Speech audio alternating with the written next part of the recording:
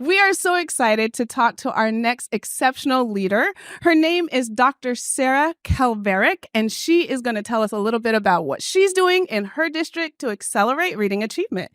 Thank you so much. Yes, we are elated to be embracing the Virginia Literacy Act, as I am a superintendent in a small rural division with approximately 4,500 students. We have demographically approximately 50% Caucasian, 48% African American. And so we love having a wide array of student experience within 555 square miles. So large, expansive land, and great opportunity for our students. That is so exciting. So tell us a little bit about what you're doing in your district to accelerate reading achievement.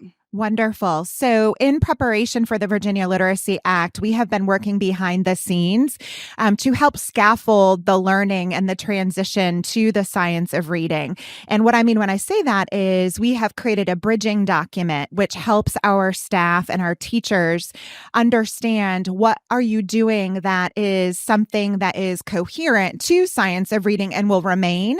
What are things that with small tweaks or refinements will yield good results? And then what are things that we will be ultimately or already have removed from our plate, almost weeding the garden, because we all have so many tools and tricks associated with instruction of reading and literacy, and it can be really challenging to embrace change. So in doing that, it's helped us address the roots of resistance around transitioning from one model of reading instruction to the second.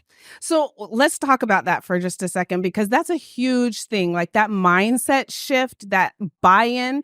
Tell me, what have you done to kind of help to mitigate that and push that and shift that perspective? Sure. So first of all, I think it's critical that an administrator is able to talk the talk and walk the walk. So we've begun administrative training so that they understand the science of reading and what quality instruction looks like. And then they can serve as champions.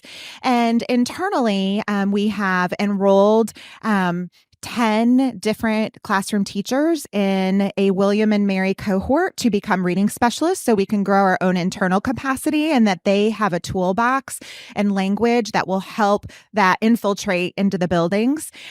We also have looked at the why, and we've been very meticulous and intentional with communicating the why to our team so they understand the research behind that, as well as making sure that ultimately they understand the how. So if we have a base of what research is saying, what are the techniques that we need to make sure we equip our staff with, which leads into curriculum adoption, which we're in the midst of right now, and making sure that we have all of our stakeholders at the table.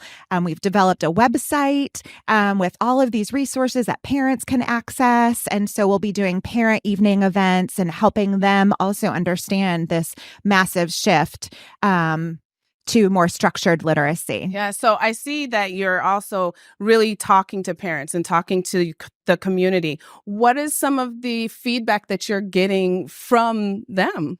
Well, specifically, our Special Education Advisory Committee has been really instrumental in spearheading the parent initiatives because the research behind science of reading documents great impact upon our students with special needs. So they have definitely grasped on to this transition and really used this opportunity to engage a community that in the past may have been rather disengaged. So that's been an exciting byproduct of this initiative. But ultimately, we have the Right to Read documentary being shown next Thursday. You know, it's Black History Month. So we're partnering with our NAACP and having a showing with multiple regional partners.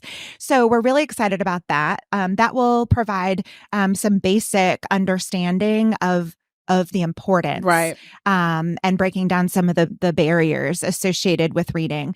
But then from there, we're going to be really strategic, putting a plan together, getting the messaging out, offering the sessions for families to come in and observe and learn some of the strategies that then can carry home and replicate at the house.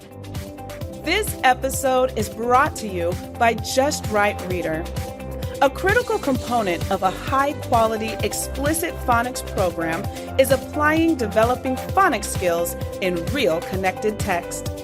Decodables give children opportunities to read successfully and independently from the moment they begin learning phonics.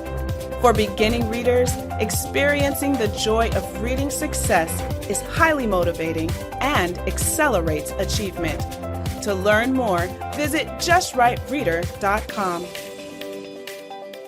This is exciting. You're doing a lot of really intentional, great work. And I think that's exciting. Thank you. So what successes, you've been working up to this point and you're about to, continue to drive this thing forward. What are some of the big successes, big wins that you've been seeing?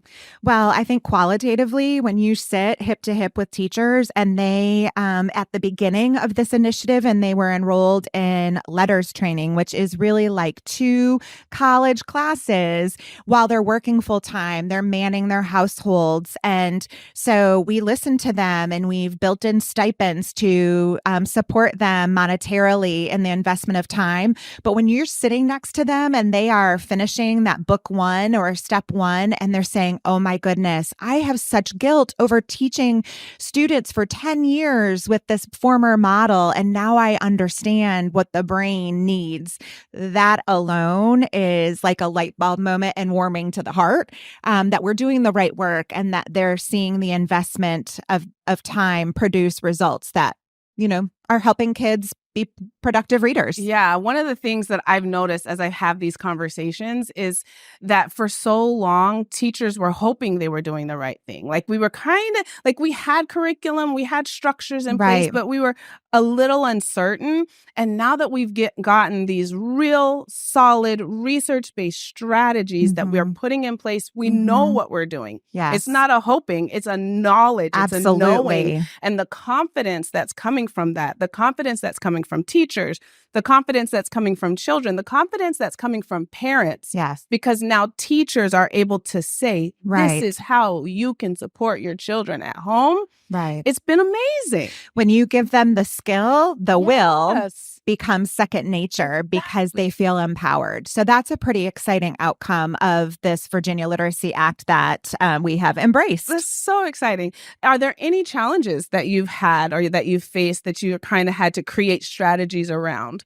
Well, I do think I mentioned roots of resistance, people not necessarily understanding the why or how it's going to positively impact their person themselves and or their classroom, that their plate is running over already. And so it's one more thing in the world of education that they need to now tackle and become experts.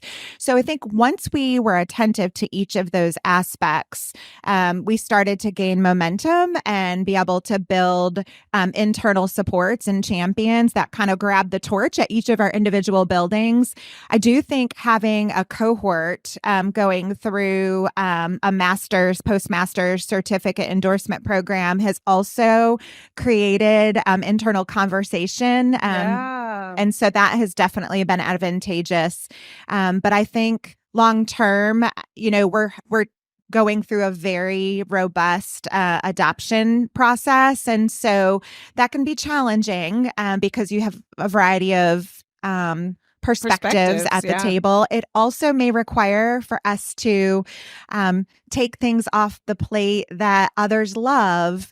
And so kind of, working through a rollout that is clean and transparent. Yeah, I think is really important. That's awesome. So. I have one more question for you.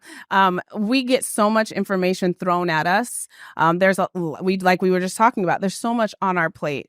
If you were going to give 1-2 pieces of advice to school leaders, district leaders on how they can make impacts, like significant impacts by doing simple things, what would that advice be? Oh, goodness. I am a very strategic thinker. So I have a big vision and then I backwards plan to operationalize that with action steps.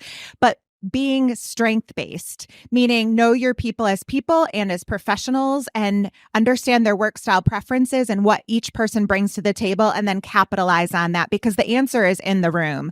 And if you are able to really hold people accountable with measures and expectations, but also empower them to find their their own piece of the puzzle, then they're more likely to have all their efforts align with what the collective goal is. I love that. I love that. That was so good. Listen, you. I am so grateful.